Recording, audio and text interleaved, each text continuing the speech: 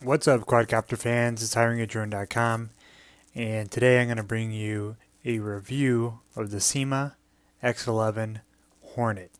So I've unboxed this little mini quadcopter, had a chance to go over it and kind of get a better understanding of all the functions and controls and what this drone has to offer. So for the money, it really has a lot to offer in comparison to some other drones in the same price point. I think it's a pretty good one. I've only got to mess around with it on an indoor flight, so I haven't really got to test it out to see exactly what it can do. But from the indoor flight, it flew very stable, hovered nice. I was able to fly in a nice confined area without any issues. So to go into detail, you have your propellers on here. You do have 4 replaceables, which is very nice. The frame is plastic. The body is plastic, I mean. It does feel sturdy and solid. I don't think that it's going to crack very easy. You have your propeller guards here. These do come off. You can take them off there, which I'm not sure how it's going to affect the handling of it. If wind's blowing, if this is going to cause it to be a wind sail or not. I haven't tried it in the wind. This thing's very, very, very light. Originally on my unboxing, I thought that this was a light. It's actually a camera.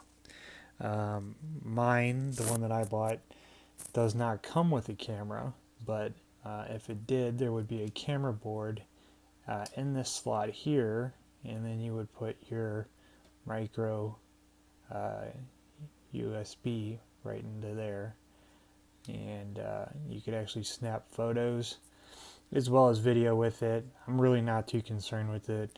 I'm sure the video quality and the photo quality probably look like crap, so I've got my camera bird for that, so no need for that on one of these smaller ones. If you look at the motor seat or the motor casing here, this thing's really solid plastic, which is nice. None of the wires are exposed, everything's covered, so you don't have to worry about any of them getting ripped off. It's got these little plastic balls on here, which is nice for landing. Like the Ichin, you have to glue some little tabs on the bottom of it, whereas this is already pre-built into it. The battery bay isn't very big, so you can't really upgrade the battery, which is kind of an issue. I bought some spares, the 680s, but those will not fit.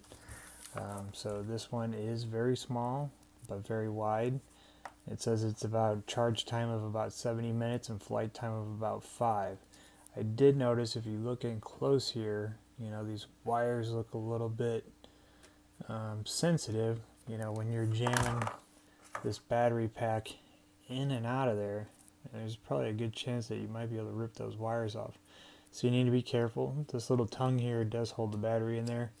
Not that it would fall out, but maybe it will.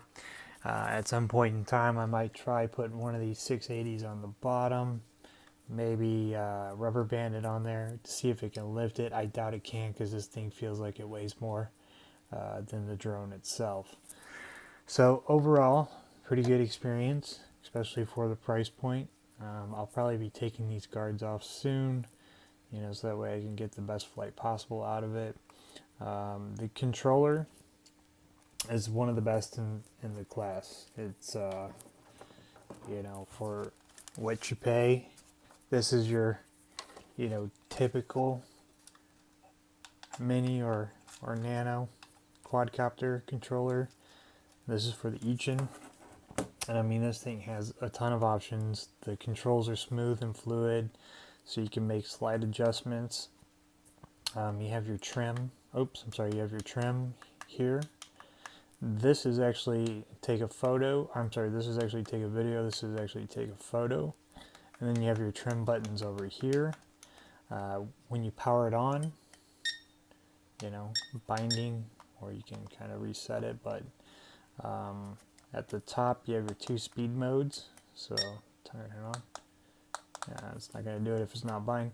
But you have your speed modes up here, and then over here you do have your trick mode. So it does take 4 AA batteries, which is kind of a pain in the ass, you know, to have to put 4 of these in here. But the controller, I mean, it's got the feel of an Xbox, you know, so you can make those slight little adjustments. Really like the controller. Too bad I can't get it to bind with anything else. So maybe I'll check online to figure out how to be able to do that. The charger, pretty standard. This will fit some of the other minis or micros that I have. You know, this just plugs in here. You plug it in USB, so pretty standard. Propellers, that's what came with it. I might be lacking some things on mine. I'm not sure exactly what didn't come with it. But that's all I received with it. But just to kind of give you an idea, the size of this is actually really big compared to some of the others. I'll show you the Ichin, which is fairly big for the class, and you can see the two of them side by side. I mean, this one is considerably bigger than even the Ichin, so you know, hopefully this one will fly with a lot more power and a lot better. And just, you know, give another comparison, this is the Cheerston CX10, and the size between that and that. So, you know, this is very big for the price. Other than that, you know, I'm gonna have to wait till I take it out and fly it to give a little bit more feedback on it. But for the most part, in the indoor flight, you know, I was able to control it with ease. I didn't put it in expert mode and didn't do anything crazy. You know, did some 360 rotations, rotated fine. It seemed a little bit slow, but I was on the beginner mode. I wasn't an expert. You know, the thing that I was lacking in here was the camera. I guess you could pay more for it for the camera board in there, but you know, like I was saying, they probably look like crap anyway, so not worth it. But I do like the design of how everything's covered. You know, especially the wires aren't exposed, whereas in like the Ichin, you know, you can see with the motor seats there, they are a little bit exposed with the wires.